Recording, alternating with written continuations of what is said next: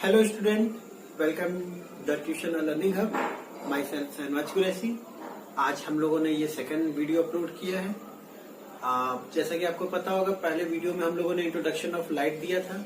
आज हमारी कोशिश ये रहेगी कि सेकंड वीडियो में हम लोग रिफ्लेक्शन ऑफ लाइट के कंप्लीट थ्योरी को फिनिश कर सकें। तो चलिए हम लोग अपने चैप्टर को स्टार्ट करते हैं। और हाँ, अगर आपने अभी तक हमारे चैनल को सब्सक्राइब नहीं किया है तो प्लीज इसे सब्सक्राइब कर दीजिए। चलिए वीडियो को स्टार्ट करते हैं, अपने चैप्टर को स्टार्ट करते हैं। इससे पहले कि मैं आपको रिफ्लेक्शन ऑफ लाइट के बारे में कुछ समझाऊं, आइए रिफ्लेक्शन ऑफ लाइट से रिलेटेड कुछ टर्म्स को पहले जान जाते हैं। ठीक है, तो कुछ टर्म्स है यहाँ पे, देखिए लिखा हुआ है टर्म्स रिलेटेड विथ लाइट। ठीक है, तो यहाँ पे 3 टर्म्स है, source of light, medium and रे एंड बीम। यानी कि 3 टर्म्स हम लोग को सोचना है। सोर्स ऑफ लाइट, देखिए यहाँ पे मैंने पहले ही से सारे डिफिनेशन आपके लिए लिखे हुए हैं। हमारा काम आसान रहेगा तो हम जल्दी जल्दी वीडियोस को आगे बढ़ा पाएंगे। तो ये रहा सोर्स ऑफ लाइट। सोर्स को 2 कैटेगरी में डिवाइड किया गया है, luminous and non luminous. Luminous वो ऑब्जेक्ट होते हैं जो खुद के प्रकाश, खुद का लाइट जनरेट करते हैं, और नॉन लुमिनस वो ऑब्जेक्ट होते हैं जो खुद का प्रकाश जनरेट नहीं करते, बल्कि लुमिनस ऑब्जेक्ट के लाइट से दिखते हैं हमें। अगर हम डिफिनेशन की बात करें तो the object which possess light of its own is called luminous. और रही बात अगर इसकी एग्जाम्पल की बात करें तो एग्जाम्पल में 2 मैं लिख रहा हूं, 2 कमेंट सेक्शन में आप बताएंगे मुझे। एक नेचुरल एग्जाम्पल है हमारा सन, और एक नेचुरल आर्टिफिशियल एग्जाम्पल है आपका इलेक्ट्रिक बल्ब। आर्टिफिशियल पता है ना, जो इंसानों ने बनाया है। ये 2 एग्जाम्पल मैंने दिए हैं। मैं चाहता हूं कमेंट सेक्शन में आप 2 एग्जाम्पल आप दें। एक आपका नेचुरल का होना चाहिए और एक आपका आर्टिफिशियल होना चाहिए। देखिए नॉन लुमिनस का क्या डिफिनेशन है। The object which does not possess light of its own but can be seen by reflected rays of luminous source.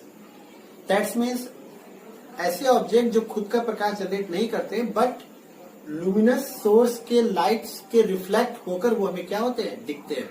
इसका भी मैं 2 एग्जांपल आपको दूंगा, 2 एग्जांपल आप मुझे दीजिएगा। पहला है नेचुरल सोर्स। अगर नेचुरल सोर्स की बात करें तो हमारा सबसे अच्छा नेचुरल सोर्स है moon. Moon is a non luminous object. ठीक है, और अगर आर्टिफिशियल सोर्स की बात करें तो बहुत सारे हैं। एक एग्जांपल मैंने ले लिया वॉल, ये बोर्ड, ये सब इसके एग्जांपल है। मैं चाहता हूं कि नॉन लुमिनस सोर्स के 2 एग्जांपल आप कमेंट सेक्शन में मुझे दीजिए। ठीक है, एक आर्टिफिशियल और एक नेचुरल ऑब्जेक्ट। ठीक है, चलिए दूसरा हमारा टॉपिक है मीडियम। मीडियम को हिंदी में माध्यम कहते हैं। ठीक है, on the basis of light we divided medium in 3 parts. एक ट्रांसपेरेंट, दूसरा ट्रांसुलेंट और तीसरा है ओपैक। तो आइए बारी बारी तीनों को समझ लेते हैं। पहला है हमारा transparent, a medium through which light propagate completely या इजिली। ठीक है, एक ऐसा मीडियम जिसमें से लाइट बहुत ही आसानी से चला जाए, कंप्लीट पार कर जाए उसे, तो वो हमारा कैसा मीडियम हो जाएगा, ट्रांसपेरेंट। तो इसका क्या होगा, क्लीन वाटर और ग्लास एक्सेट्रा एक्सेट्रा। ट्रांसलेट में क्या होता है, a medium through which light propagate partially. Partially का मतलब होता है कंप्लीट ना जाए, थोड़ा बहुत जाए। तो इसके लिए एग्जांपल क्या हो जाएगा हमारा, clothes, dirty water and et cetera et cetera. Opaque का मतलब होता है a medium through which light can not propagate. एक ऐसा मीडियम जिससे लाइट जा ही ना, कभी उसके उस पार जा ही ना पाए। तो इसके एग्जांपल में हमारे पास कौन आ जाएगा, वॉल। ठीक है वॉल हमारा सबसे बेस्ट एग्जांपल है। एक वॉल के दूसरे साइड लाइट कभी भी जा नहीं पाती है। तो इस तरह से हम लोगों ने मीडियम के तीनों कैटेगरीज को पढ़ लिया। हम लोगों ने सोर्स के अकॉर्डिंग दोनों कैटेगरीज को पढ़ लिया। आइए तीसरे टॉपिक पे डिस्कस कर लेते हैं। तीसरा है हमारा रे। रे क्या होता है? रे is a straight line which have starting point but not ending point. Class 9 math chapter में आपने पढ़ा होगा यूक्लिड ज्योमेट्री। यूक्लिड ज्योमेट्री में रे का डिफिनेशन पढ़ा हुआ है, आप वहां से भी देख सकते हैं। ठीक है, चलिए यहाँ देखिए, अ रे is the straight line with a starting point but not and point. अगर मैं इसे डायग्राम से आपको समझाने की कोशिश करूं तो ये रहा रे का डायग्राम। ये स्टार्टिंग पॉइंट है। स्टार्टिंग पॉइंट का मतलब सोर्स, जहां से रे क्या हो रही है, जनरेट हो रही है। और ठीक है, और ये आपका इनफाइनाइट की तरफ चलता जा रहा है। दूसरा, इसी में बीम का भी डिफिनेशन हमने दे दिया है, क्या है? A group of rays combinedly called beam of light. यानी कि अगर 2-3 रे आपस में मिल जाए तो उसे हम लोग क्या कह देते हैं? बीम कहते हैं। तो इसी में अगर मैंने एक के साथ और भी बना दें, ये सभी के सभी रे ग्रुप ऑफ रेज बन गए, तो इसी ग्रुप ऑफ रेज को हम लोग क्या कहते हैं? बीम कहते हैं। बीम को भी 3 पार्ट में कैटेगराइज किया गया। पहला है आपका पैरेलल बीम, देखिए यहाँ पर। दूसरा है आपका कन्वर्जेंट बीम और तीसरा है आपका डाइवर्जेंट बीम। आइए बात करते हैं पैरेलल बीम की। अगर कई सारे रे हैं और वो सब के सब एक दूसरे के पैरेलल है, तो वो जो बीम बनती है उसे हम क्या कहते हैं? Parallel beam. पैरेलल बीम कब बनती है? जब लाइट सोर्स इनफाइनाइट रखा हो। अगर लाइट सोर्स इनफाइनाइट होगा तो वहां से आने वाली जो रेज होगी वो लगभग पैरेलल हो जाती हैं। ठीक है, अगर लाइट सोर्स इनफाइनाइट में है तो वहां से जो रेज आएंगी तो वो पैरेलल की तरह ट्रीट करेंगे। जैसे मैं आपको कुछ हल्का सा समझा दूं, सपोज करो ये आपका सोर्स है, बहुत ही दूर है, इससे जो रेज निकलेंगी वो अगर मैं बस इतने पार्ट की देखूं तो जस्ट लाइक पैरेलल की तरह हमें वो दिखेगा, अगर वो बहुत ज्यादा दूर से आ रहा है तब। डन। तो पैरेलल बीम क्लियर हुआ, जिसमें रेज एक दूसरे की क्या होती हैं? पैरेलल होती है। अब दूसरा है कन्वर्जेंट। कन्वर्जेंट का मतलब अगर सभी रेज एक ही पॉइंट पर आ रही हैं, अगर सभी रेज एक ही पॉइंट पर आ रही है तो उसे हम लोग क्या कहते हैं? Convergent beam. इसका डायग्राम कैसे बनेगा? सपोज करो ये रेज है और सब के सब पॉइंट पी पे क्या हो रही हैं? आ रही है, पॉइंट पी पर आ रही है, तो इसे हम लोग क्या कहेंगे? Convergent beam. यानी कि रेज हैं और सब के सब एक पॉइंट पर आ रही हैं। ठीक है। डाइवर्जेंट, डाइवर्जेंट बीम में क्या होती है?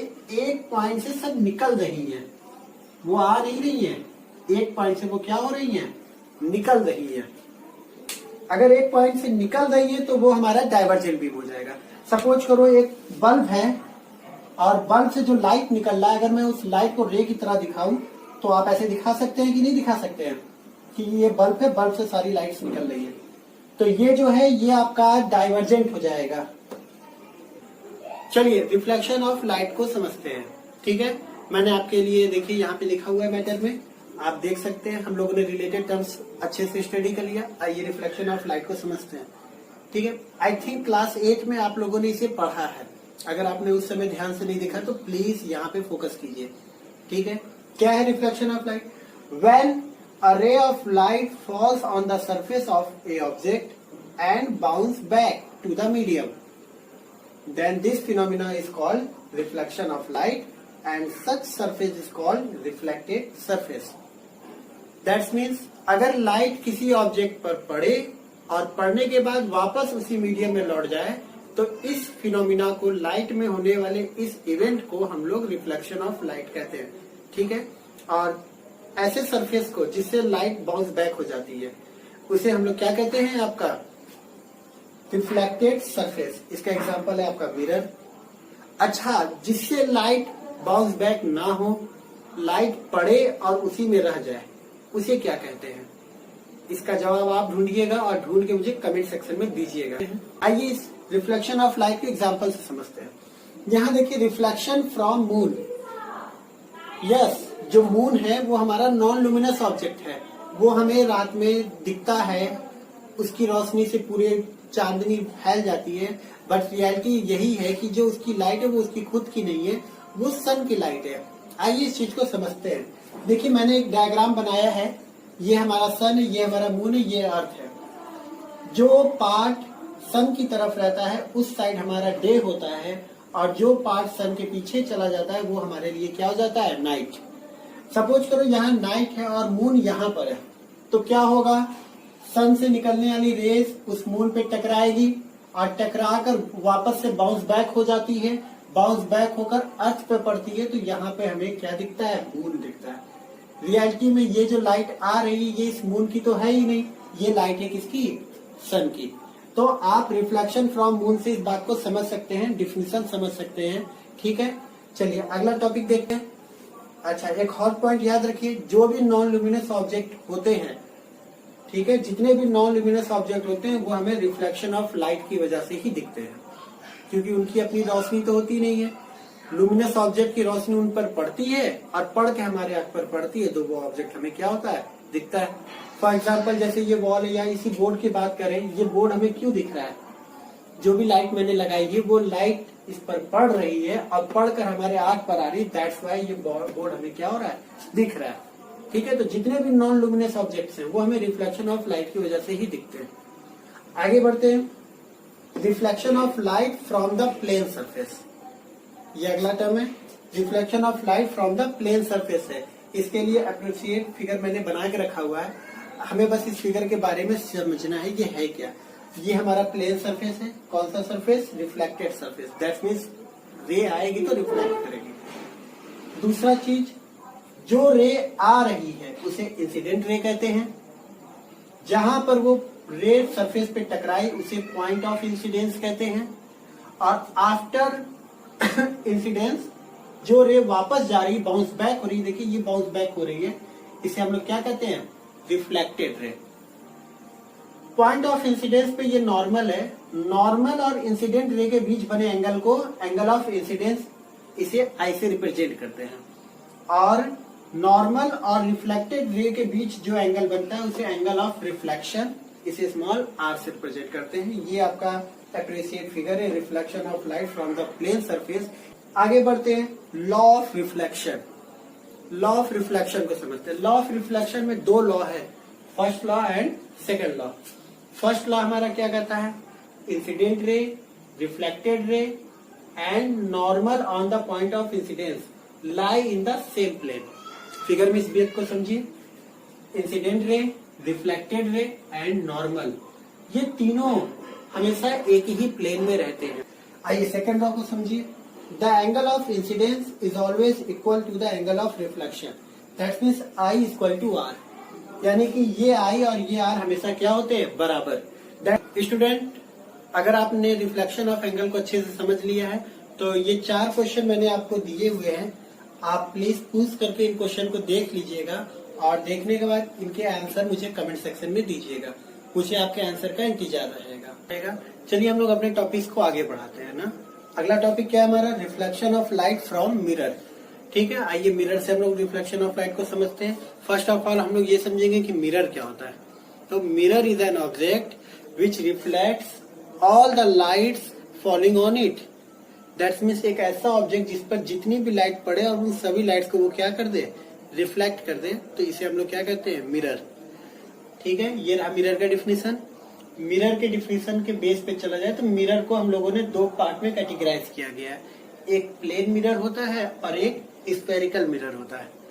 मिरर क्या होता है, नॉर्मल ग्लास पर वन साइड में हम लोग सिल्वर की कोटिंग कर देते हैं, सिल्वर की कोटिंग कर देते हैं तो वो हमारा मिरर बन जाता है, जो नॉर्मल हम लोग घरों पे यूज करते हैं। प्लेन मिरर हम ऑलवेज घर पे यूज करते हैं। तो प्लेन मिरर में क्या होता है, एक प्लेन सरफेस होता है, अब प्लेन सरफेस के वन साइड को हम लोग क्या कर देते हैं, सिल्वर की कोटिंग कर देते हैं, फिर जो हमें फाइंड होता है वो क्या होता है, प्लेन मिरर। स्फेरिकल मिरर को 2 पार्ट में कैटेगराइज किया गया है, एक होता है आपका कॉनकेव मिरर और दूसरा होता है कॉन्वेक्स। कॉनकेव मिरर क्या होता है, कर्व सरफेस के अगर वन साइड को देखो, जैसे मैंने यहाँ पे बताया ये एक स्फेरिकल ग्लास था हमारा, इस स्फेरिकल ग्लास के बस इतने पार्ट को, इस पार्ट को भूल जाइए, ये पार्ट नहीं है, इतने पार्ट के अगर आउटर साइड से हम लोग सिल्वर कोटिंग कर दे तो हमें जो मिरर फाइंड होता है वो कौन सा मिरर होता है, कॉनकेव मिरर। यानी कि किसी स्फेरिकल ग्लास के वन साइड, आउटर साइड को अगर कोटिंग कर दिया जाए तो हमें कॉनकेव मिरर फाइंड होता है। इसी तरह अगर स्फेरिकल ग्लास के इनर साइड को इनर साइड को अगर हम लोग कोटिंग कर दें तो हमें जो मिरर फाइंड होता है वो आपका क्या होता है, कॉन्वेक्स मिरर। मैं चाहता हूं कि आप सर्च करें और मुझे बताएं कॉनकेव मिरर और कॉन्वेक्स मिरर को और किन नामों से जाना जाता है। ठीक है, मैं आपको हिंट कर दे रहा हूं, दो नाम है आपको। नाम है आपका एक कन्वर्जिंग मिरर और दूसरा है डाइवर्जिंग मिरर। आपको ये बताना है कि इसमें से कन्वर्जिंग मिरर किसे कहते हैं और डाइवर्जिंग मिरर। ये आपका होमवर्क रहेगा, मुझे इसका जवाब कमेंट सेक्शन में दीजिएगा कि किस मिरर को किस नाम से जाना जाता है। चलिए अगला टॉपिक क्या है हमारा, terms related to spherical mirror. चलिए बारी बारी से इन सभी टर्म्स को समझा जाए। पहला हमारा कौन है, centre of curvature. Centre of curvature, तो जो हमारे स्फेरिकल मिरर होते हैं, चाहे वो कॉनकेव मिरर हो या कॉन्वेक्स मिरर हो, वो जिस भी स्फेरिकल के कटे हुए पार्ट्स होते हैं, सपोज कीजिए मैंने ये आपका कौन सा मिरर बनाया है, ये हमारा है कॉनकेव मिरर। कैसे पता, इसे मैंने आउटर साइड से क्या किया हुआ है, कोटिंग किया हुआ है। ये कौन सा मिरर है, कॉनकेव मिरर है, कॉनकेव मिरर। तो स्फेरिकल मिरर जिस स्फीयर का कटा हुआ पार्ट होता है, उस स्फीयर के सेंटर को हम लोग सेंटर ऑफ कर्वेचर से बोलते हैं और रिप्रेजेंट किससे करते हैं, कैपिटल सी। ठीक है, दूसरा है radius of curvature. Spherical mirror जिस स्फीयर का कटा हुआ पार्ट होता है, उस स्फीयर के रेडियस को मिरर का रेडियस ऑफ कर्वेचर कहते हैं। यानी कि ये जो रेडियस है, इसी रेडियस को रेडियस ऑफ कर्वेचर कहा जाता है। किससे रिप्रेजेंट करते हैं, कैपिटल आर से। पोल क्या होता है, मिरर का मिड पॉइंट। जो मिरर होता है उसके मिड पॉइंट को पोल कहते हैं। हो सकता है आपको इसमें मिड पॉइंट ना समझ में आ रहा हो, मैं आपको एक मिरर दिखा रहा हूँ। ये हमारे पास एक मिरर है, आपको पता ना हो ये जो मिरर मेरे पास है ये कॉन्वेक्स मिरर है। तो थोड़ा सा ध्यान से समझिए, इसी मिरर को हम लोग ऐसे ऑब्जर्व करके डिस्कस कर रहे हैं। ठीक है, इस मिरर का जो सेंटर पार्ट होता है, सेंटर पॉइंट पे अगर हम पॉइंट लगा दें तो इसी सेंटर पॉइंट को हम लोग क्या कहते हैं, पोल कहते हैं। क्लियर हुआ, यानी कि स्फेरिकल मिरर के सेंटर पार्ट को क्या कहा जाता है, पोल कहा जाता है। The centre part of the spherical mirror is called pole. It is represented by capital P. Clear है, पोल हो गया, ये तीन चीजें हो गई। अगला टॉपिक कौन है, principal axis. The line passing through centre of curvature and pole is called principal axis.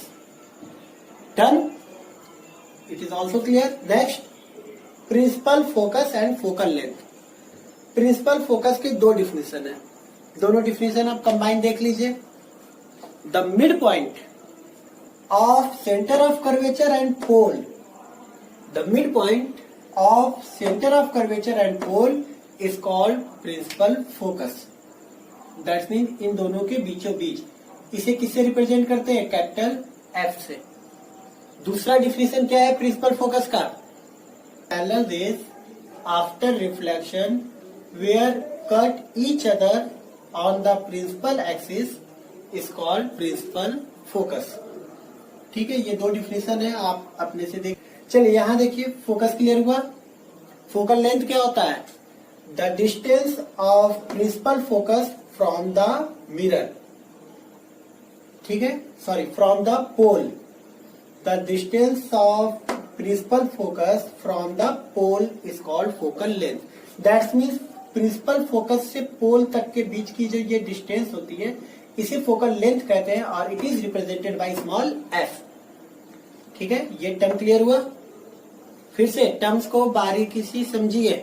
Principal focus क्या बोला, the mid point of the centre of curvature and pole is called, ठीक है, एंड फोकल लेंथ की क्या definition बोला, the distance of principal focus from the pole is called focal length. It is represented by small f. ठीक है, इस बात को नोट कीजिएगा आप। नेक्स्ट हमारा कौन है, फोकस प्लेन। फोकस प्लेन क्या होता है, a plane passing through principal focus and perpendicular to principal axis. A plane passing through principal focus and perpendicular to principal axis 3D figure है, कुछ ऐसे बना रहे हैं हम। ये आपका एक प्लेन है, ये आपका कट कर रहा है इस प्रिंसिपल फोकस को, लाइन को, प्रिंसिपल लाइन को, एक्सिस को प्रिंसिपल फोकस पे कट कर रहा है, और इसके साथ क्या है, परपेंडिकुलर है। तो इसी प्लेन को हम लोग क्या कहते हैं, फोकस प्लेन। ठीक है, डिफिनेशन क्लियर कर रखी है अपने। और लास्ट टॉपिक क्या, relation between radius of curvature and focal length.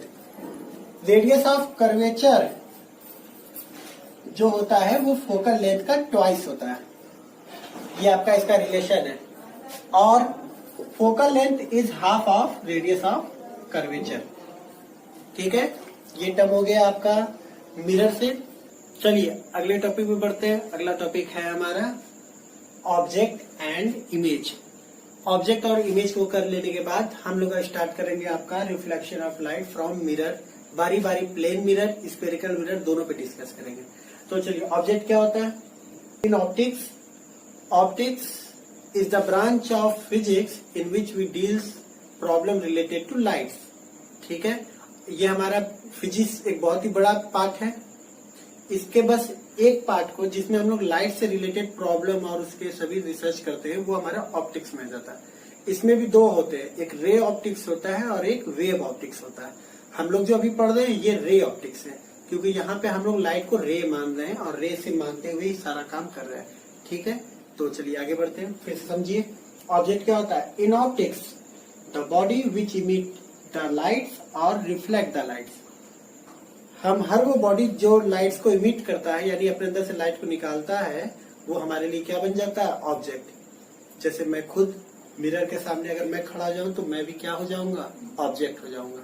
ठीक है, इमेज क्या होता है, reproduction of object from the lens और मिरर आफ्टर रिफ्लेक्शन, रिफ्रैक्शन और diffraction of light is called image of an object. Means reflection के बाद, रिफ्रैक्शन के बाद या डिफ्रैक्शन के बाद।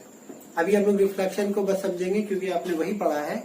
रिफ्लेक्शन के बाद जो ऑब्जेक्ट हमें बनकर दिखता है वो एक्चुअल में ऑब्जेक्ट नहीं होता, वो क्या होता है, ऑब्जेक्ट का इमेज।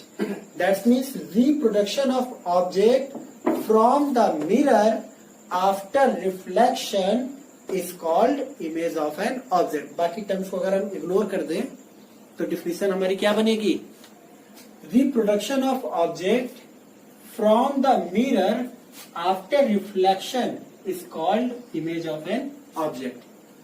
ठीक है, अगर हम बस रिफ्लेक्शन के बेस पर बनाएंगे तो ये डिफिनेशन आएगी हमारी। इमेज हमारे दो टाइप्स के होते हैं, एक होता है रियल इमेज और एक होता है वर्चुअल इमेज। रियल इमेज क्या होता है,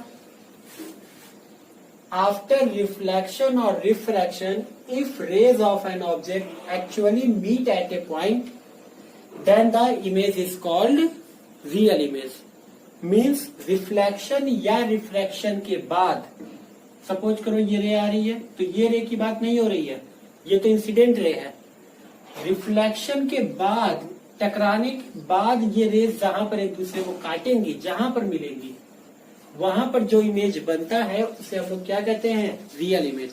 हम इस रे की बात नहीं कर रहे हैं, हम इन दो रे की बात कर रहे हैं, यानी कि टकराकर आने के बाद वाली रेस की, ना कि टकराने से पहले वाले। ये जो रेज आपस में जहां पे एक दूसरे को कट करती हैं वो हमारे जो इमेज बनाता है उस इमेज को हम लोग क्या कहते हैं, रियल इमेज। एग्जाम्पल है इमेज फ्रॉम कॉनकेव मिरर और कॉन्वेक्स लेंस। कॉन्वेक्स लेंस से चाहे जो इमेज बनता हो और कॉनकेव मिरर से, इनमें जो इमेज बनते हैं वो रियल इमेज होते हैं, एक्सेप्ट वन केस। एक लास्ट केस होता है जिसमें आपका वर्चुअल इमेज बनता है, बाकी सब में रियल इमेज बनते हैं। और सिनेमा हॉल में जो आप स्क्रीन पे मूवीज देखते हैं वो भी क्या है, रियल इमेज है। ठीक है, हम उन्हें स्क्रीन पे री ऑब्टेन कर सकते हैं। आप स्कूलों में स्मार्ट क्लासेस में पढ़ते होंगे, स्मार्ट क्लासेस में जो आपके इमेज बोर्ड पे दिखाई देते हैं वो भी आपके रियल इमेज होते हैं। ठीक है, वर्चुअल इमेज क्या होता है, आफ्टर रिफ्लेक्शन और refraction if rays of an object only appear to meet but not actually. That means reflection के बाद अगर रेस मिलती हुई लग रही है बट मिल नहीं रही है, रियलिटी में मिलती हुई लग रही है, एक्चुअल में वो मिल नहीं रही है, तो उस समय जो इमेज हमारा बनता है वो इमेज क्या होता है? वर्चुअल इमेज होता है। वर्चुअल इमेज को हम लोग अनरियल इमेज भी कहते हैं। डन। वर्चुअल इमेज का कॉन्सेप्ट एग्जाम्पल क्या है? इमेज फ्रॉम कॉन्वेक्स मिरर और कॉनकेव लेंस। इन दो केस में जो भी इमेज बनते हैं वो सारे के सारे आपके वर्चुअल इमेज होते हैं। इवन आप प्लेन मिरर में जो चेहरा देखते हैं वो भी आपका क्या होता है? वर्चुअल इमेज होता है। जो हम घरों में शीशे में अपने चेहरे को देखते हैं वो भी रियल इमेज नहीं होता, वो वर्चुअल इमेज है, क्योंकि उस इमेज को दोबारा ऑब्टेन नहीं कर सकते पर्दे पर। क्या हम उस इमेज को पर्दे पे दोबारा बना पाएंगे? नहीं बन पाता। That's why these are virtual image. तो आप अपने नोट्स को बनाते रहिए, ये नहीं कि बस वीडियो लगाकर देख रहे हैं, इससे आपका कोई फायदा नहीं होगा। टॉपिक्स पढ़ते जाइए, समझते जाइए और नोट्स बनाते जाइए। अगर आप एक अच्छे स्टूडेंट हैं तो आपके अंदर ये एबिलिटी होनी चाहिए।